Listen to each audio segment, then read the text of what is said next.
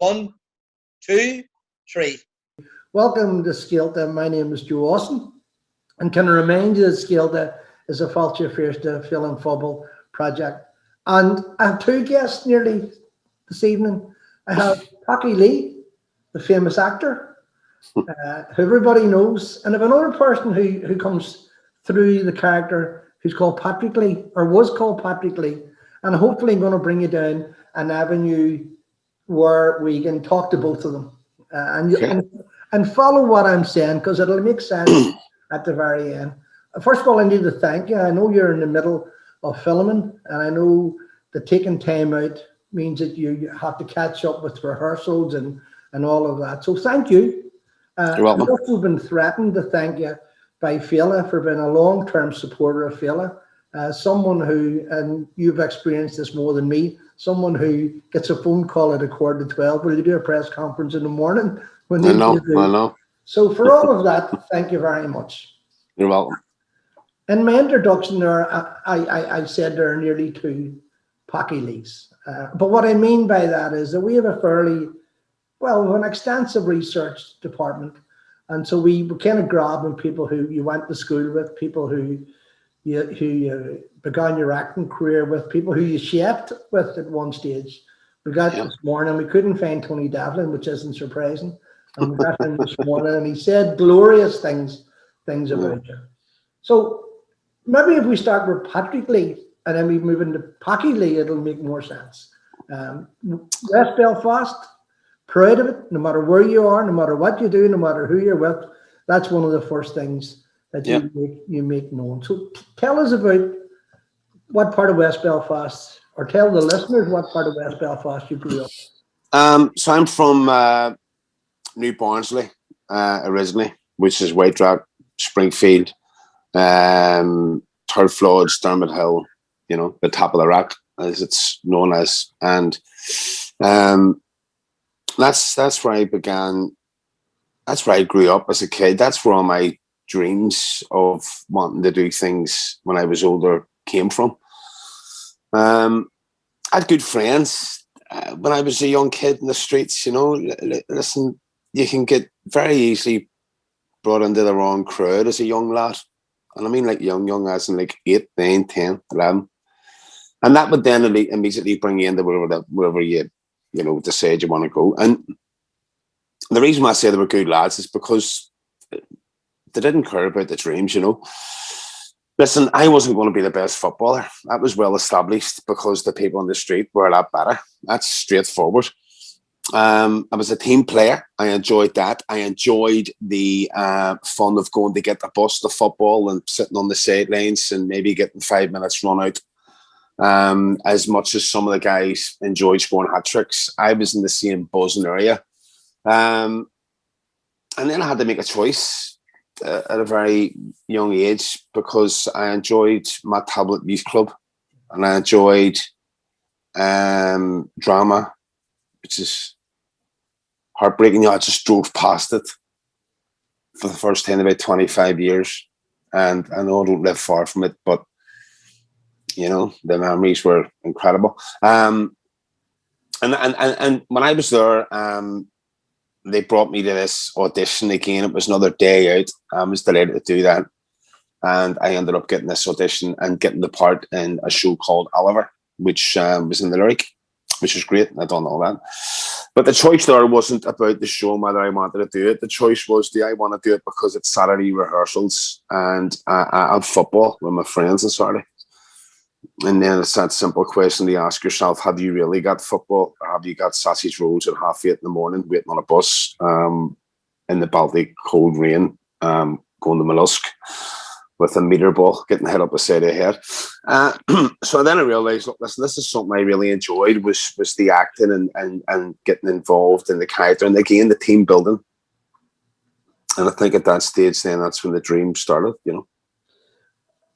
I said there were two Packy Lees, and in fact, that's a slight exaggeration, but it's kind of the only way that I can describe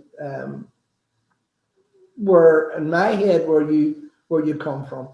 For instance, you talk about the playing of the football, and you talk about the drama.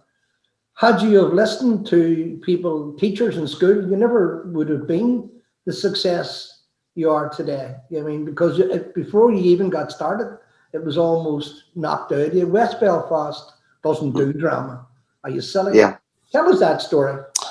That's the truth. I mean, to be honest with you, I would think it's a bit unfair to say teachers knocked it into me. There was some teachers that didn't have a choice to agree or disagree. They just wanted you to be in class in time and get out of the class in time because they have other people. And then you realise when you're an adult, of course, these are teachers that have their own lives going on, so it's not all about you. But if it wasn't for Anne Shannon, God rest her, who was a drama teacher in Corpus Christi, I wouldn't have moved from CBS in fourth year in the middle of a GCSE year to go to Corpus Christi, which, to be honest, was a school that, like, my mum didn't really want me to go to it because she wanted me to do the Christian Brothers because St. Aidan's is where I was. And, you know, I see enough of my friends in the streets, doesn't want that to carry into school. And, you know, she was trying to do the best for me, which is great. And it was a great school, don't get me wrong. I wasn't even in CBS 2 years. I got up on the middle of the floor in the music room. Don't ask me why. And I grabbed the microphone. And I just started singing, "You ain't never a hound dog, you." And all the lads were like, well, number one, what's that song? Number two, you'll get suspended. You know, and I was like, right, I'll sit down. The teacher came on then. Who was that? They all pointed. And he says, look, do it again. So CBS sort of got me involved in music because there was no drama. So it's a bit unfair to say that there was teachers out there who sort of were against me.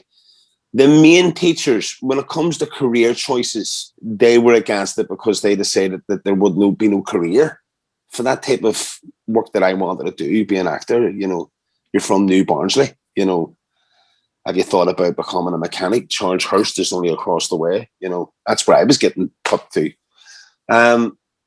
So when Anne Shannon then got me involved and moved me to Corpus Christi and I'd done my GCSEs,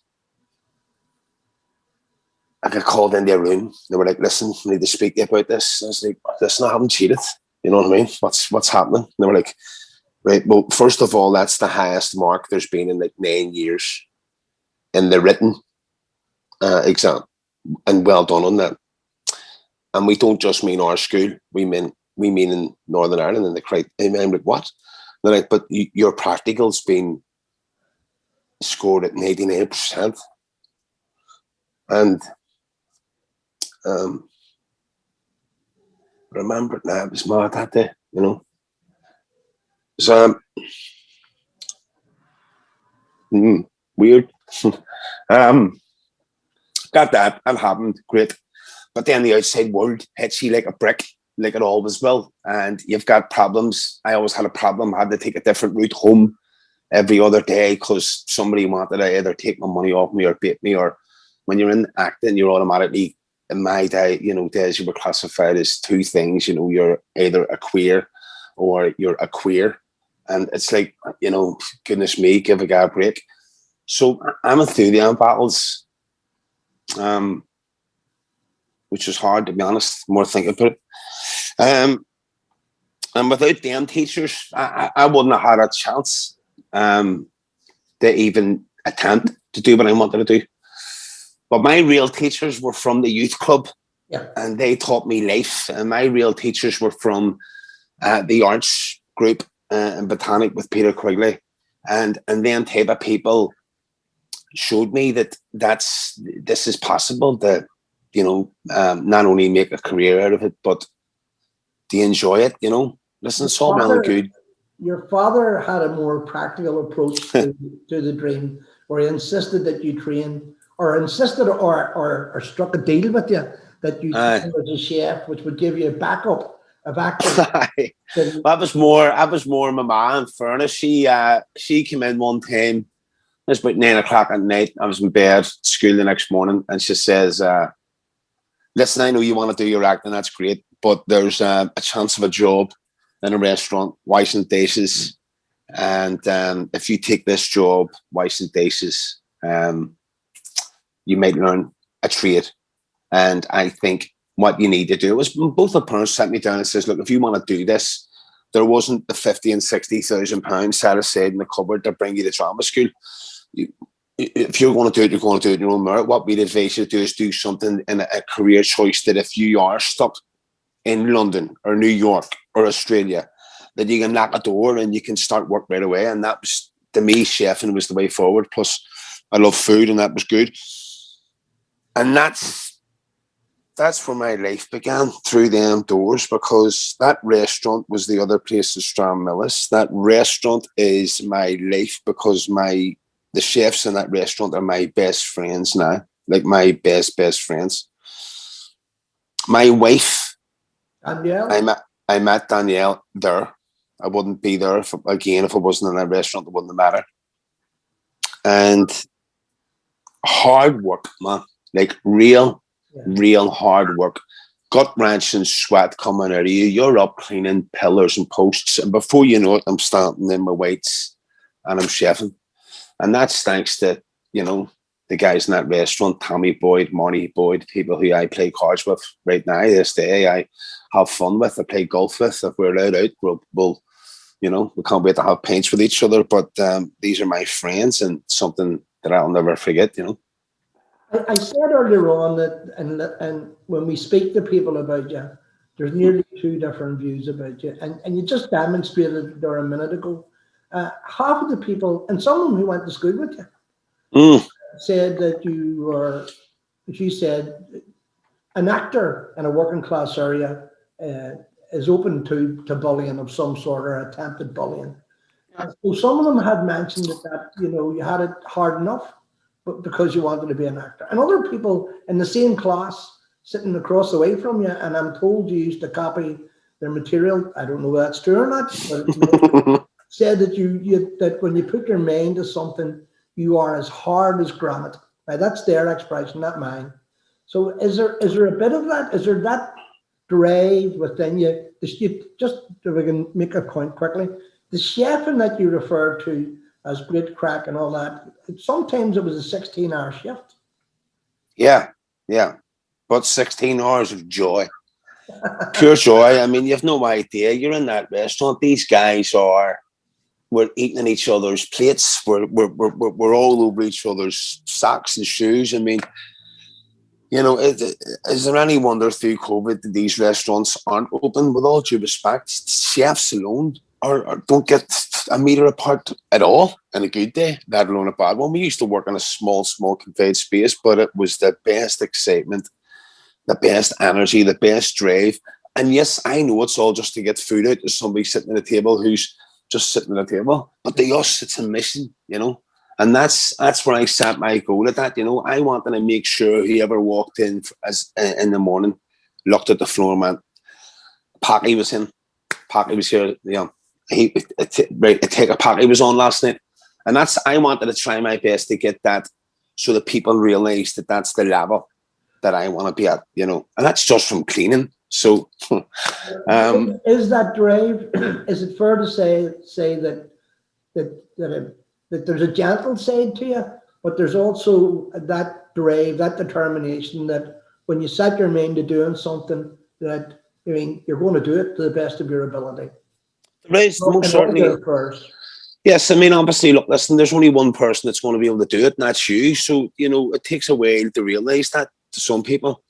You don't need 20 people around you to make your dreams come true. You need to go out and battle them, and you need to go and get involved with those 20 or 30 people. You don't need them just to agree with you. You need them to basically come to you. There's a difference, in that sense. Look, I said something very important before we even come on air. I have no idea why you're asking me to do this. Like, I could name 50, 60 different people who would be probably more interesting to talk to than me, and they're all from the north, and they're all, doing what I'm trying to do, and we're all different ages, and we're all different, but I'm no different than somebody who's only come out of school now, and I'm no different than anybody that came out of school 10 years before me.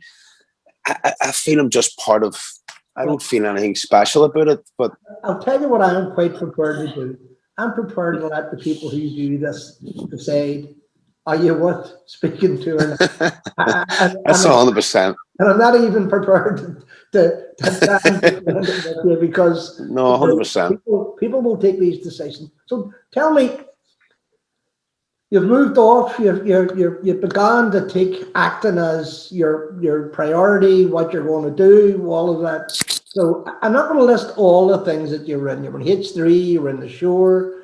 You're obviously still in Peaky Blinders, one of the stars of it. So tell me how that, from somebody who had a dream of being an actor, someone who was involved in the youth acting sector, what happened? How did you take off?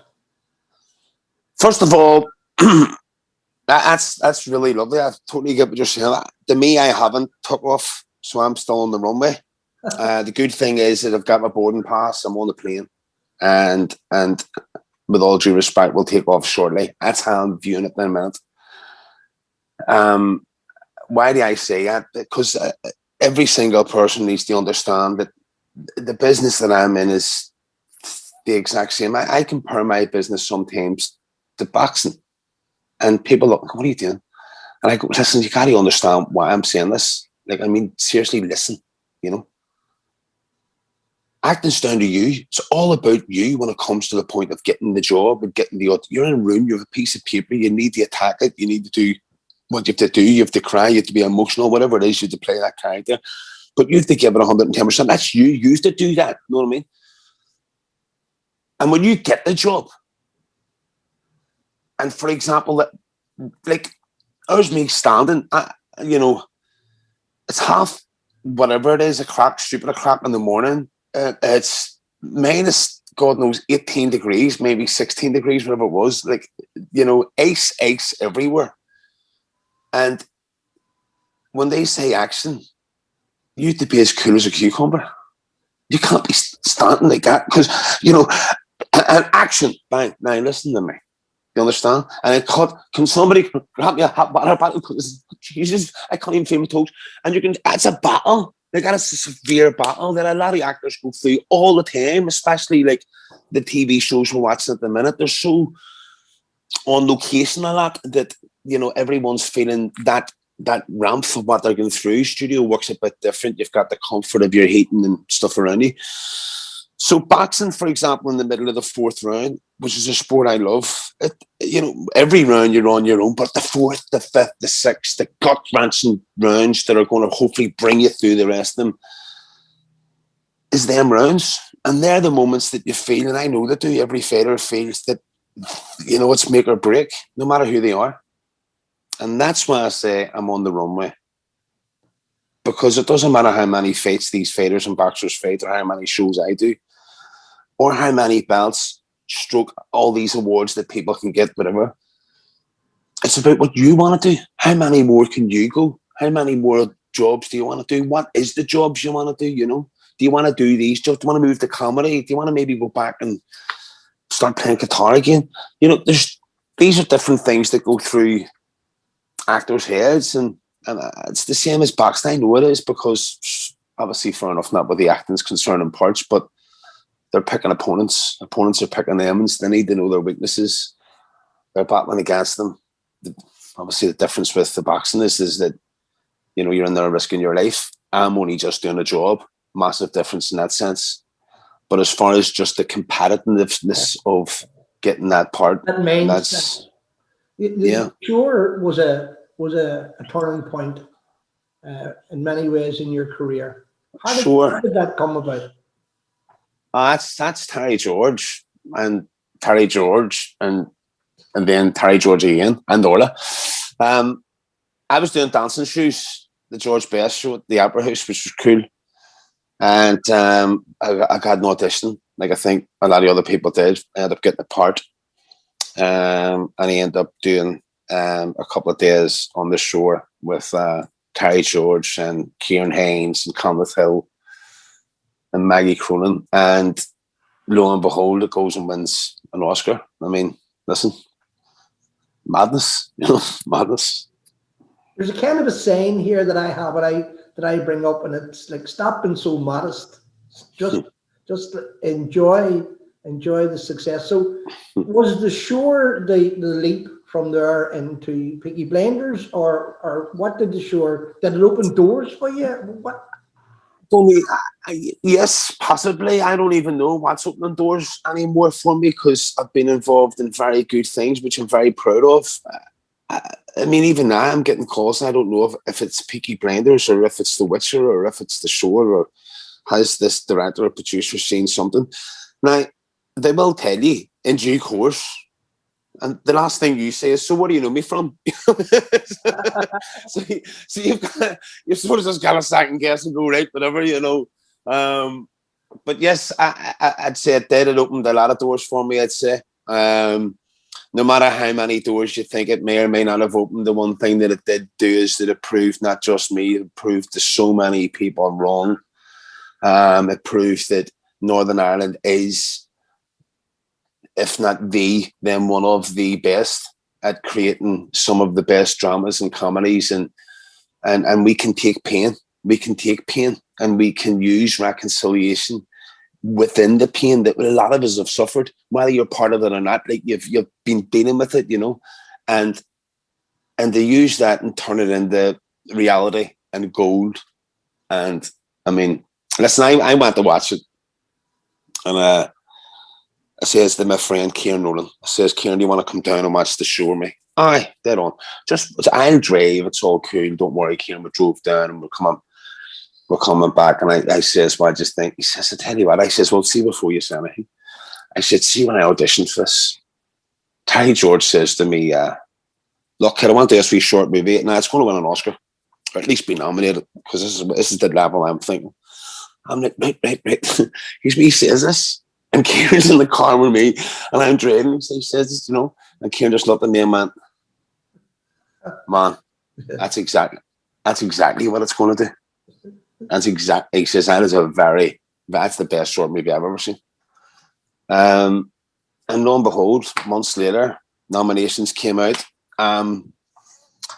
Dressed head to toe in a clown suit. It's 10 o'clock in the morning. I'm in Armagh. I'm doing panto, and I get a call to say, "We've been nominated. We're on the shortlist, the last 10. I was like, "Oh my God, I'm going on the telecast. Nominated for an Oscar, you know. It's your 5-minute call. Get ready, hurry up. There's 2,000 kids waiting on you for panto." Right, dead on, sound no come. Panto is class, but listen to me.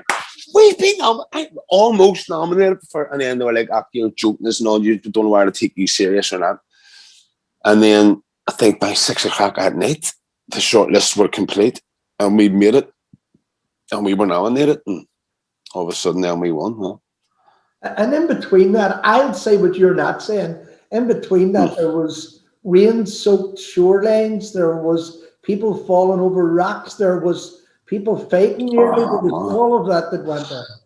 I was in swamps. I was in a sunk swamp with a chain wrapped around me, with Glyn holding on to me, and a 4x4 trying to pull me out of the quicksand. But Ty George is like, "Don't pull him out too quick, and let's shoot it." I'm like, "What do you mean?" He's like, "Just let's shoot it. We could use this." And I'm like, "You're joking me," you know. And it was a hard shoot. Don't get me wrong; it was a very hard shoot. Hardest for all would have been for Terry. But when you saw me like Ty George doing like all the work, very little sleep, we're filming on his property in his backyard. We're like shooting in his backyard, and he's getting like 3 hours sleep. The last thing you're going to do is worry about being up to your neck, your knees in water. I mean, I had to cut the inside of my lip and just to stop myself from laughing at Kenneth Hill, because the guy's just absolutely hilarious, you know. And when you are in the middle of nowhere and you do need somebody just to turn to for a bit of morale, I swear to God, there's nobody better. There's just nobody better. Yeah. Throughout your career, you have, I don't know whether this is good luck or good fortune, or that you attract this kind of relationship with other actors and directors and all of that. John Connors, Yes. you live with. Yeah. He says, you'll never be lonely when Packy's about, because he's 1,000 different people. You'll never not have a laugh. You don't need a TV. You lived together for a while in London. That must have been some experience. Well, we lived together, John Connors and I. Well, me and Devlin lived together in London, which is a different story. But me and John Connors lived together. It was in Dublin. Dublin. and we were doing King of the Travellers. Yeah. And that's the reason why I'm doing Piggy Blenders. Because explain that for me, Packy. Well, in that movie, I'm auditioning. They wanted authentication of Traveller and the realistics of the characters, and the accent had to be right. You know, the mannerisms had to be right. We're not reshooting Snatch here. You know, there's no Brad Pitts here, but we want it to be real. Like when it's dirt, it's dirt. It's not like somebody coming in and going, "We're going to put a bit of dirt down here," and that's fake. And you know, you could eat this stuff. You know, no, it's actual cow shit. That's what they're throwing down here. All right, and you know, when they say to you, you're riding a bareback horse, they're not joking with a small, tiny jockey saddle. You're literally on the horse for now. Like there is nothing. You know, and living with John was fantastic. Meeting John's family was great. But I'm from a traveller background, and I've known travellers for years. Family are travellers, and I've met them in Manchester and Birmingham, and I've been out and seen them, and I'm on all the time with them, and so I have that in the back of my head.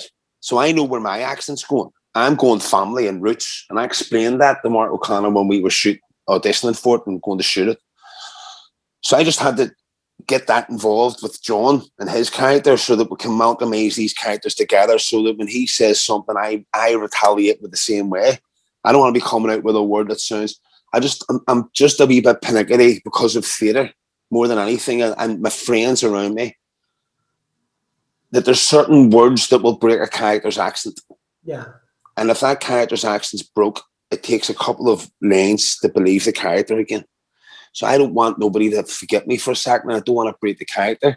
So I was wanting to make sure I attacked the right words. So when John came in, and I immediately, whether I was there or not, I can immediately go straight into it. And I enjoyed it, to be honest, and it was great. And me, him, and Peter Coonan lived off a caravan for a while. We shot this amazing movie. Mark O'Connor's great. And I get a call to say, listen, by the way, do you want to do Panto? Again, it's the Opera House. I'm like, yeah, happy days, the Opera House. This is it. This is. Yeah. I'm retiring after this. This is it. I've sat out from CBS to do Panto in the Opera House. I mean, is it Jiminy Cricket? I want to be Jiminy Cricket, you know? And they're like, no. And I'm like, Jiminy Cricket. And they're like, what are you talking about? He's me Jack and the Beanstalk. It was Jiminy Cricket, the first person I seen doing it, you know? The funny boots and on the wrong feet. So I'm at London anyway, partly because they'd seen me in Dancing Shoes and Chronicles of Long Cash and Shoot the Crow, and that I was perfect for this. And long story short, I never got the part. And then I got another call to say, look, listen, can you do this other thing? No, actually, I then phoned my agent and said, listen, I've just been speaking to my mate, Richard Dormer here. And he's told me that there's this show called Peaky Blinders. Now, I've told him he knows I've been doing King of the Travellers. So he's told me just to give it a shot, you know what I mean? So what do you think? And he's like, yeah. So he basically forced me to make a call. It's like 10 o'clock at night. And the next day, I'm with Lola Roddy, literally auditioning for this in his backyard, you know what I mean? In a vest, you know what I mean? And just getting into character, you know? And I attacked it with a different accent, in fairness, because that's the accent I was using with King of the Travellers, which is the whole time, do you know what I mean? Like, I stayed on it the whole time. There's no need for anything else, just to stay on the same route the whole time. Doesn't matter if I'm telling you I'm alive or dead. I'm fucking keeping it the same the whole time. And I attacked it, and I went, Jesus, who's the guy? He's real, and I'll get him in. So I went in, and I said, hello, I don't know. He went, where are you from? And I'm at Belfast. He says, well, what's this accent? And I says, look, I've been doing a movie. That's the character. And he went, well, can we calm it down a bit and put a bit of colour into it? And lo and behold, by order of the Peaky Blinders, we created this can I ask wonderful colour. And I know there's so many myths around actors of your calibre and some of the things that you have been involved in, but is it true that when you went for that audition that you had a handful of pennies in your pocket, that you really only had your fare there and back, like you were, I'm not saying you're on the it's worse. I flew to London for the panto, and I had to borrow the money to go. So that when I finally called about this show that I heard was literally it, and I knew they were only looking one guy for one day. Yeah. I couldn't afford to go, so I sent them a video, and they came back to me and says, "We really want you to come. We think it's going to be worth your while." So I borrowed another 240 quid and got an EasyJet and 2 trains. I actually had to fly into Stansted and fly to Luton because it was cheaper by 40 quid rather than going from Stansted to Stansted. And the journey from London to Luton took me longer than what it did taking me from Belfast to Stansted in the first place. So that's the truth of it. The truth is I didn't have pennies. The truth is I had nothing. And that's not because I didn't squander money. Let's get this very clear. I had choices. I had to work in a call centre because I had to pick a job where they would let me leave to go and do an audition. So for me to keep my dream alive, I had to take jobs that paid less because there's a bit of flexibility of coming and going with them. That's the, you know, it's not, you don't go from theatre. There's only like 2 years, don't get me wrong. I went from theatre to theatre to theatre to theatre to theatre. And that was amazing. But at all the theatres and theatres and theatres and theatres and theatres, and afterwards, you have to look and say to yourself, and I mean literally, as somebody trying to start a family, well, it's not that much realistically when you think about it. I mean, I know it seems great, but it's not. I mean, it's not that big of a wage, first of all, so please don't be thinking that. And theatre is very hard in Belfast and stuff compared to what it is in London. The West End was a big deal to me. That was massive. It was a big choice in life. I went and lived in Devon. I had to take Devlin's room. He moved back to Belfast. Found myself sleeping in a double bed with Celtic bedclothes for months. I think that was a choice where I realised, okay, there is a bit more money in the likes of theatre and you can maybe do this. But then you've got to say to yourself, I don't want to live in London. I don't mean anything bad about that. I have to pay for my rent here in London. But then if I have a home or rent or a mortgage back home, I have to pay it every month. I can't just turn around and say to him, listen, Mr. Halifax or Mr. Lloyd's, that's a belter. But I'm in London for the next load of months, so can we just hold on that wee one for a minute? And can somebody water the garden when I'm away? It's not happening. So you have to pay money out. It's real life. It starts happening. And then kids, you know. I want to do 2 things. One of the episodes of Piggy Blenders, you communicated in the language that travellers use with each other, at least with some travellers use with each other. Was that Romany? Was that learning, or did you have it before you started, or from a background? Did you? I knew a bit. It's funny you asked that. I knew a bit already, regardless. But there's different Raka. There's Roma. There's Raka, which is Rokka, which is Rokka, which is a different type of Raka to Rocco, which is Rocco. Which again, it's different. There's Raka and Rocco, and there's different Romani languages throughout. I suppose the best way of trying to describe it is there's different accents throughout the lakes of Ireland, from the north right to Cork. But we're all Irish, you know. And if you speak to a couple of lads in Culterland or anywhere else, and they're all different Irish and speaking to everyone has different Irish. They speak it differently, you know. I had this thing I was taking the piss out of saying, like, I mean, me in Germany, picture me in Belfast accent talking German. Like, that's what I was doing with the Board Sports guys. Is that I don't want to try and do a German accent.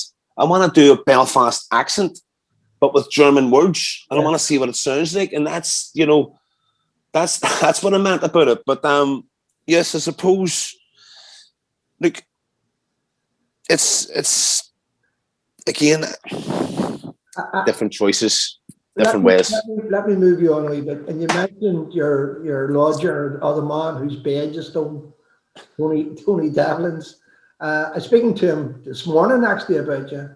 But that was good. He speaks in a very flattering way about you. But what he did say was that it's easy for an actor to lose the run of himself or herself. It's very easy when you're caught up in that hold. You say, shoots and meeting people who are famous or people who have a reputation. And he said one of the things about you was that you were firmly planted in West Belfast. That's where your roots were. And he actually went on to say, and ain't nobody taking him away. So Oh. I'm going to ask you about Danielle, because Danielle is your wife, and you have 3 children. And I read a quote very late last night, and I don't know how accurate it is because it's a quote in the newspaper, and you may have said this and you may not. And it was in the Irish Star, and they asked you what you're most proud of, and you said your daughter's confirmation. Is that accurate? Is that fair? That's 100% correct. It has to be now, of course, then the son's communion, which I missed. And of course, the wee man's then communion will be soon. But yes, most certainly the kids are my everything. Danielle's my life. That's it. The rest. Danielle's not from the West. No, Danielle's from Short Strand. She's a foreigner. Yeah. Yeah, she's not. Well, I'm the foreigner over there. See, there's a bit of a difference in it. But listen, that's just, I said something today at the start of the conversation. I don't know what to make of it, but to me, it's the bread and butter of who we are. I met Danielle in the restaurant. My wife Stasis. You know, don't think for one second every step I've took that she hasn't taken with me. I don't think for every other step that I've took back that she's forced me forward. She's the rock I stand upon. That's exactly it, you know. And maybe you can only give your opinion on this, but how important, you know, we hear so many stories on a daily basis of actors, successful actors. And I don't want to say star, but in fact, nearly everything you've touched has had star quality. Okay. But how important is it for someone like you in the trade that you're in the profession that you're in? How important is it to have that sense of family around you, that ground? Because you hear every day about actors going off the rails, or actors doing this, or throwing wobblers, or all the stuff that we hear. For you, a 2-part question. So let me ask you the first part. No, I get that. I got you. There's a creative side to what we do. So, for example, you says earlier that some of the guys says, oh, like John Connors and stuff, you're not bored because when Packy's around, there's 1,000 different ways the thing can go. And that's, I don't know what way you'd look at that, to be honest with you. But, you know, if I was only maybe 9 or 10 now, I don't know, maybe somebody would be pulling me in their classroom and going, now, listen, there's a couple of actors I need to see because they think you might have a wee touch of the SSE, understand me? And we go, no, what's that? Look, it's just came up earlier. They've just come off it, you know. And so I understand the sense of family. For me, it's what I need. That's my choice. That's something that I've always wanted, was family around me, my own. My son's 6 and he's talking about having his own family already. Do you understand? Like, that's, you know, he says, when I'm my own family, I'm going to get my own dog. And then I'm just going to do what you do. And you go yourself. Like, that's just brilliant. You know what I mean? But that's already the level of where he wants to go. And you're going to yourself, he's like 6, having a clue. But I've had that sense of family around me, and I like that sense. Now, there's a sense of competition and a sense of loneliness. For example, stuck in Budapest for 2.5 months, not getting home for your son's Holy Communion, and having to make a choice to stay there. Now, we're going to let you go, but there's a good chance you mightn't make it back in time.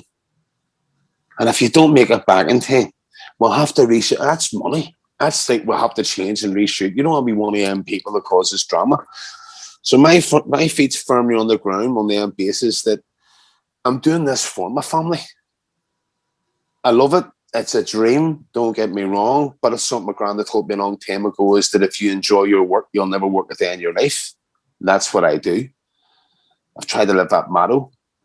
And having a sense of family around me is very important for comfortability. But let me explain something. Our job is very hard because of the rejections that we get, and you don't see the no's that the actors get. You don't see the many auditions that Joe Bloggs or this person has done to get to where they need to be to. Or the fact is that they've done them all and they still haven't got to where they haven't progressed at all. Some people haven't worked in 2 years. Doesn't mean that they're not good just means it's not working. It's not enlightening. I'm all about positivity and trying to bring in energy of supporting people around you who are positive. I'm just trying to do that because that's the good mindset that I need to be in to go and attack the day. But there's other people, and my friends, who don't have families. And their sense of friendship and love is their mates, their friends, people on the other end of the call, whether they're in America, they're in Australia, they're in New York, wherever, it doesn't matter where they are. They'll phone, they'll contact you, and you'll talk to them because you're like their family, and they like their own space, and they don't have kids, and they haven't fell in love the way you have, and that happens whether you like it or not. So have them people more of a chance to come off the rails than I have? No. I just think if people are going to come off the rails, we'll come off the rails. Not listen. You don't have to be an actor to come off the rails. This at the minute we're all going through hard times with lockdown.